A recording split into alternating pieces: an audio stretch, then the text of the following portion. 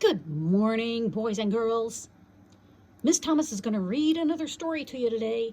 Today is Wednesday, and she's going to read about the founding of Jamestown. Now, Jamestown is right about here. See where my nose is, where it says Virginia? So she wanted you to see yesterday's question in skills was all about the three colonial regions. You've got the southern, the mid-Atlantic in this orangey color, and the New England area right there, the red. So those are the three regions, and yesterday's question in skills was all about what are those comparing and contrasting, or actually it was Monday's question, sorry. Monday's discussion question. Sorry about that. We're still trying to figure this stuff out too. It's driving us all a little crazy. So, anyways. So these are the three regions. This is what you talked about in discussion for listening and learning. Today is listening and learning, by the way. And these were the three things you talked about, comparing and contrasting the three colonial regions. Now, we're going to move on today to the founding of Jamestown. So let's check out a picture of some explorers, and I'm going to let Miss Thomas take it away. So remember, today is Wednesday, listening and learning. There's no work to turn in. You do this with your family. Still waiting for some of you to turn in the main idea for yesterday's work from skills, right? The main idea of the first English colony. And send it to Miss Thomas, or you can type it in our Google Classroom. So let's get on to listening and learning. Today is Wednesday. You've got this. Let's do it. Take it away, Miss Thomas. Thank you, Tom. Okay, so today we are going to talk about the founding of Jamestown. Now, as you can see, this is the United States, and this was the regions that were founded first. Let's scroll on down. Now, when you compared and contrasted Monday, when you talked about the different things that they did, here's what you used. You used this little picture here to determine what things were grown in what areas. Now, as you can see, look at the little pine trees. That means that timber, wood, was prevalent in the South, which means it was readily available to harvest in the South, but it was also in the England area, New England rather. So this area had a lot of trade for timber, more so than down here. So they have a lot of trees up here, right? It also doesn't really, climate is not as big a deal here. Now the closer you get to Florida, of course it's warmer, right? It's colder up here in the winter, warmer here pretty much throughout the year. So as you go up, it gets colder because this is Canada, and this area shows you the things they made. You use this map here to, let's look for cattle. Where did we notice cattle was harvested? Whoop, right there in the middle Atlantic, the two states, but you notice it's not in northern and it's not in the southern region. I mean the New England region or the southern. Tobacco was a big product in the Carolinas and Virginia. And then rice. Notice how rice, see that little symbol? That means rice was grown here, but not up here at all. So that's just kind of reminding you of what Monday's discussion was, okay? So today's discussion is all about, there's the kings and queens, these explorers. So let's get started. Once word got out about Christopher Columbus's successful voyages across the Atlantic, many other adventurers and explorers sailed off in search of this wondrous place. They were all motivated by the possibility of becoming rich, ching, ching, ching, and perhaps even discovering new trade routes to the East Indies. Before long, the explorers were replaced by conquerors who intended to take charge of this new land, its wealth, and its people. For a while, Spain focused most of its energies on getting as much gold and silver from Central and South America as it could, though some Spanish scouting parties even ventured into southern parts of North America and beyond. This left the seemingly less appealing North America wide open to the ambition and greed of the French, English, Dutch, and others. The people of these countries had heard stories of the vast amounts of gold and silver the Spanish had found in Central and South America. These new explorers and adventurers intended to become rich too. Ching, ching, ching. They not only hoped to claim land, but to bring back ships laden with valuable gold and silver for their proud kings and queens. Okay, boys and girls, there's that mystery word, the word laden. What do you think it means? Do you have any idea?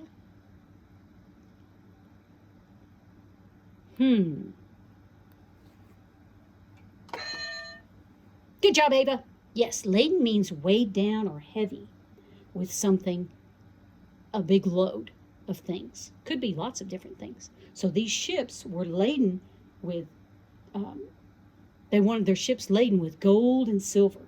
So their kings and queens would be very proud of them. So that's your word today, laden. Take it away, Miss Thomas. Thank you, Tom. In the early 1600s, the French ventured onto land in North America. French explorers such as Samuel de Champlain set up fur trading stations along the St. Lawrence River in what is present-day Canada. The Dutch sailed up what is now known as the Hudson River through present-day New York State, and the English set sail for Virginia. At this time, all new lands and treasures were usually claimed for the nation that the ship and crew sailed under. In other words, the lands were claimed for the already wealthy kings and queens of Europe. However, these three nations soon discovered that although there was plenty of land, there was very little gold and silver to be found. This certainly was the case for those who set off to explore and possibly settle in Virginia. In 1606, on a cold wintry day in December, 3 English ships set sail for Virginia. More than 100 men and a handful of boys were on board the Discovery, the Susan Constant, and the Godspeed. What do you think Godspeed means? Nope, it means good luck. Some of the men were well-known, daring adventurers. Others were seasoned or very experienced sailors. There were farmers and skilled craftsmen on the journey too. Imagine agreeing to set sail across a vast ocean in a small, not so sturdy ship. More than likely, you are not a trained sailor, and, like hundreds of others on board, you're hoping to find a land that very few Europeans have been to before. Perhaps during the voyage you suffer from seasickness or become fearful of encountering sea monsters. Oh, and by the way, only men and boys were allowed on most voyages, such as this one. Investors in a company that came to be known as the Virginia Company of London paid for the voyage. Investors are people who invest their own money with the hopes of making money on that investment. The main purpose of this expedition was to make money by trading. Everyone involved, especially the investors, expected to get a generous share of the profits. They hoped to trade with the native people and to find, among other things, precious metals. In addition, King James I of England had given the men a charter, or official document, that allowed them to claim a very large area of land in the New World. This area of land stretched from what is now the state of South Carolina all the way up the east coast to Canada. Clearly, King James had not considered that other people might be living on this land who might not want him to claim it as his own. Scroll on down. Come on, scroll with me. Land ho! Because the party of English men and boys had set off in December, strong winter storms made their journey even more difficult. They also ran perilously, I can't say that word slowly, low on food and water. Perilously, what do you think that means? Good job, Nathan. That means dangerously. However, the passengers and crew survived, and 5 months later, in May 1607, they finally caught a glimpse of the land. They decided to of land. They sailed closer to the shoreline into what is now called the Chesapeake Bay area. As they approached this new land, they decided to sail up a wide river that they had spotted to avoid being seen by the Spanish, some of whom were exploring the present-day areas of Florida and Georgia. Because King James was eager to claim everything the English saw, this river was promptly named the James River in honor of His Royal Highness. This would be the final part of their journey. As the men sailed up the newly named James River, they were on the lookout for a safe haven, a protected place where they could moor or dock their ships. About 60 miles upriver, they found an area of land with deep water near the shoreline. The land appeared to be unoccupied. It was time to drop anchor. Land ho! Okay. The next day, the would-be settlers ventured ashore. With much pomp and circumstance, they stepped on to Virginia's soil. Trumpets were sounded. Prayers were said. And it was proclaimed that this new land was now the property of, can you guess? Let me give you a clue. He wore a crown and his name was James. Yes, that's right, His Majesty King James I. As you can see, there were many advantages to being a king in those days. The eastern woodland Indians had lived in this region for many, many years. What they thought of the arrival of these uninvited visitors is not clear. No doubt they kept a careful eye on these strangers from the safety of the shadowy forests. So remember, Native Americans lived here before we did. Although some Native Americans had heard about and come in contact with Europeans, people from England, France, all that, they did not know or trust this particular group. One thing was certain, they were not going to hand over their homeland to King James willingly.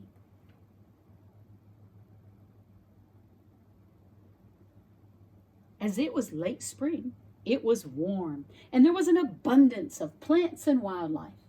The settlers cheerfully set to work. They began to construct a small settlement containing basic homes, a storehouse, and a chapel.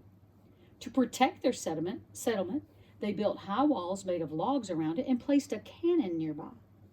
There was only one possible name for this new settlement, and it was, of course, Jamestown. Jamestown became England's first permanent settlement in America. It wasn't long before a group of Powhatan, led by a chief of the same name, came to watch what these intruders were up to. As the days went by, the Powhatan became angry at the sight of what appeared to be the construction of a permanent settlement. Remember, when they landed, they thought, nobody lives here. We're going to claim this for our own. It's like me going into your bedroom and going, I think I'm going to set up my classroom right here. And you're like, well, Miss Thomas, wait a minute. This is my stuff. So that's kind of how the Native Americans felt. Eventually, the Powhatan took action and attacked the settlers. The settlers had not chosen the site of their settlement wisely. So close to the water, the land turned out to be marshy and full of mosquitoes. When they dug down into the earth to find drinking water, they found the water was virtually undrinkable. There's a prefix and suffix word. Because it was brackish or salty. Think of salt water. The ocean is salty. To add to the problems, some of the settlers wanted to focus on searching for gold and silver instead of planting seeds for much-needed crops. Away from the safety and familiarity of England, the group began to disagree. It was clear that the settlers of Jamestown needed a leader. At some point during the summer, it was decided that Captain Newport and a small group of men would take the Godspeed and the Susan Constant back to England. These were the names of the ships. Once there, they would spread the news about this new land that King James and England had acquired, and they would load up the ships with much-needed supplies to return to Jamestown. With this decision made, someone needed to take charge of those staying behind. For a while, several of the men argued about who knew best what to do and how to survive.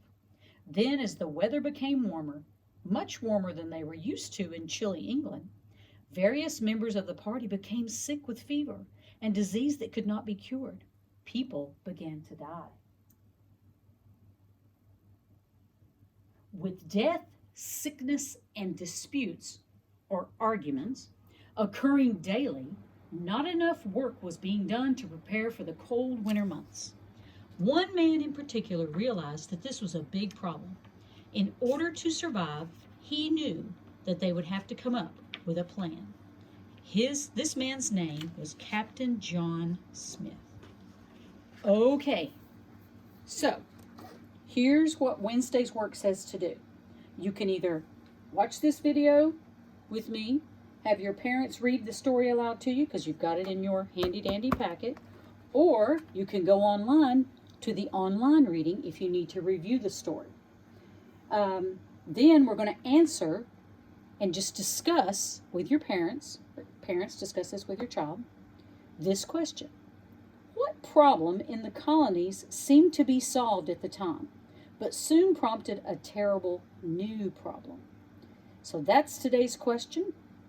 Oh shoot, sorry. I was on the wrong page. Bear with me, boys and girls. You should see my downstairs. I've got it set up with all these chairs, with all my stuff I need. I'm going a little crazy. Much rather be in class with you, but for now, this is what's going to have to work. So I was on the wrong page. I thought that didn't sound right. So your discussion today, let's X that out and start over. Your discussion today, right here on this page. After the read aloud, discuss with your parents. After the Jamestown colonists found a safe haven on the land along the James River, what challenges did they face in this very different land? So take that, run with it, and I'll see you tomorrow. Bye.